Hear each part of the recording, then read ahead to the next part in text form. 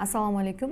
Men 8 yillik tajribaga ega amaliy psixolog Xosiyat Alayarovnaman. O'zim haqimda aytadigan bo'lsam, oilaliman. 4 nafar farzandning onasiman. 4 talasi ham qiz farzand. Bugungi mavzumiz farzand tarbiyasi mavzusi. Men sizlarga bugun juda ham kerakli bo'lgan bilim va ma'lumotlarim bilan bo'lishmoqchiman. Farzand tarbiyasi nima uchun muhim? Farzandni ona dunyoga keltirganidan keyin bu onalik qildi degani emas. Ya'ni farzandga to'g'ri tarbiya berish, uni komil inson qilib tarbiyalash bu aslida to'g'ri onalik hisoblanadi. Misol qilib aytadigan bo'lsam, tabiatda hayvonlarga bola tarbiyalash o'rgatilmaydi. Ularda mehr instinkt bo'lar ekan. Inson esa boshqacharoq. Ya'ni onaga farzand tarbiyalashni o'rgatish kerak. Insonda mehr instinkt bo'lmaydi. O'rganilgan narsasinigina boshqa insonga o'rgata oladi yoki bera oladi. Ya'ni mehr ko'rgan inson mehr bera oladi, mehr ko'rmagan inson mehr bera olmaydi. Biz oladigan, biz ko'rgan, biz his qilgan narsalarnigina o'zimizda tatbiq qila olamiz va atrofga bera olamiz. Mana siz ota-onalarga quyidagicha savolim bor. Ota-ona, ustoz hamda farzandni nimaga o'xshatasiz? Meni misolimda men ota-onani qolipga, ustozni kulolga, farzandni loyga o'xshataman. Ya'ni ko'pincha ota-ona tarbiyani ustozga yuklaydi. Lekin eng muhim tarbiyani oilada bolaga ota-ona beradi. Sababi ustoz xuddi kuloldek loyga ishlov berishi mumkin. Lekin eng muhim narsa, ya'ni siz yasamoqchi bo'lgan qolipni siz yasaysiz. Kulol loyni ishlov berib ishlash mumkin. Ko'za yasashni xohlaydimi yoki kosa yasashni xohlaydimi? Nima yasashni xohlasa, o'sha qolipga solsa, ana o'sha narsa paydo bo'ladi. Xuddi shunday. Bu yerda ko'proq mas'uliyat baribir ota-onaga yuklanadi. Sizning fikringiz qanday? Bu fikrga qo'shilasizmi? Bir taniqli psixologning shunday gapi bor. Muammoli bolani menga ko'rsating, men o'sha bolaning ota-onasini muammosini ko'rsatib beraman. Yana bittasi, bolangizni qanchalik urishmang, bolangiz sizni yomon ko'rmaydi, borgan sari o'zini yomon ko'rishni davom etadi. Ko'pchilik ota-onalar farzand tarbiyasida qiynaladi. To'g'ri mehr berishni bilmaydi. Aslida bemehr ota-ona bolaning bolaligini o'g'irlab, uning ruhiyatiga salbiy ta'sir ko'rsatadi. Va buning oqibatida bolada qanday hislar uyg'onadi? Bir nechtasini sanab o'tmoqchiman. Farzandda yolg'izlik, aybdorlik hissi, uyat hissi, bolaning o'zidan noroziligi.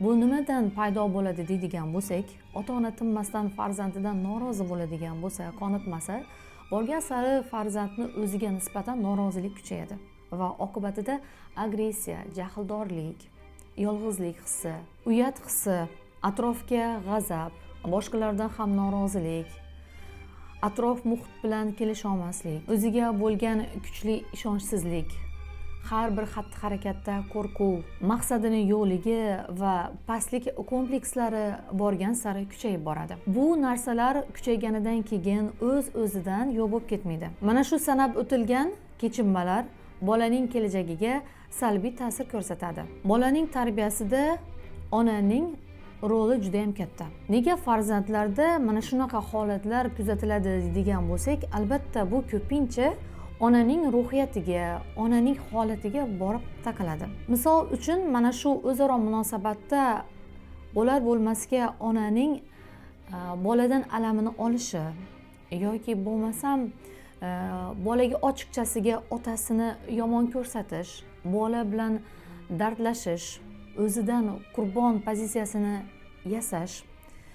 Bir so'z bilan aytganda, bilimsizlik oqibatida farzandga mana shunaqa noto'g'ri tarbiya berish kelib chiqadi. Borgan sari bolaning keyin ruhiyatida mana shu psixologik buzilishlarni ko'rinish holatlari ham bor. Bolaning ruhiy holatini kundalik hayotda qanaqa belgilar orqali yaxshi yoki yaxshi emasligini aniqlasa bo'ladi.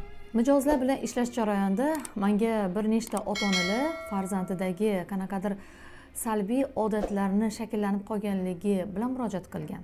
Misol uchun tirnoq yeyish. Tirnoq yeyish bu albatta asabiylikdan kelib chiqadi.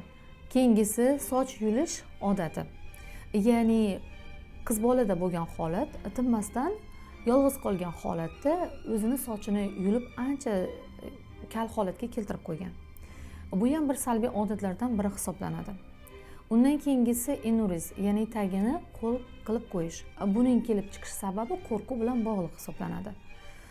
Yana duduqlanish va yana qaramliklar.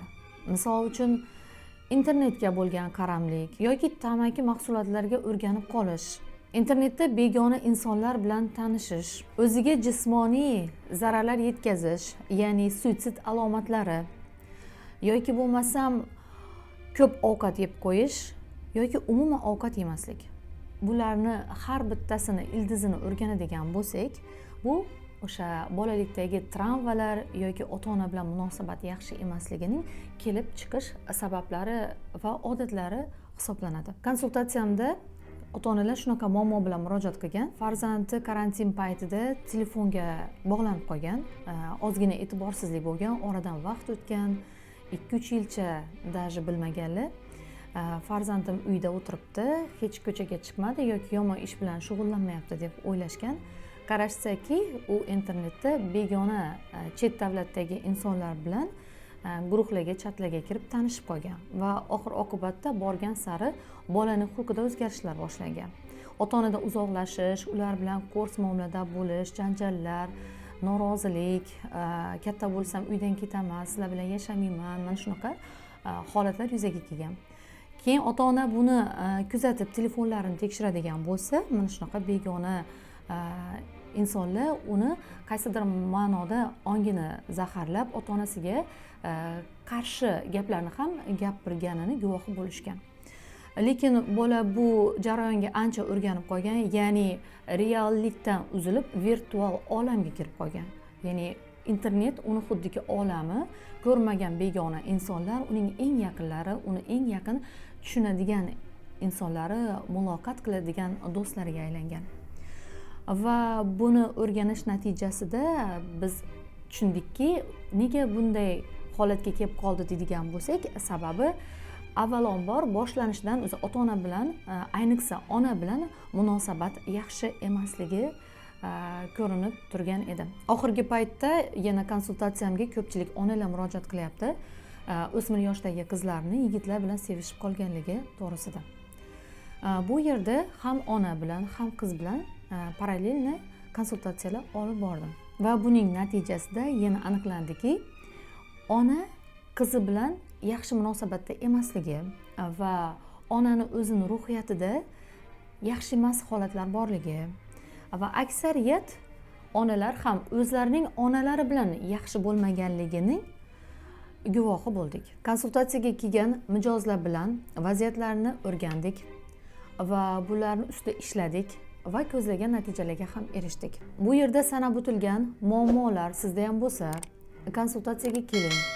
Sababini o'rganamiz va albatta yechimini ham topamiz. Birinchi konsultatsiyaga 50% chegirma olish uchun quyidagi raqamlarga telefon qiling yoki Telegram orqali murojaat qilishingiz mumkin.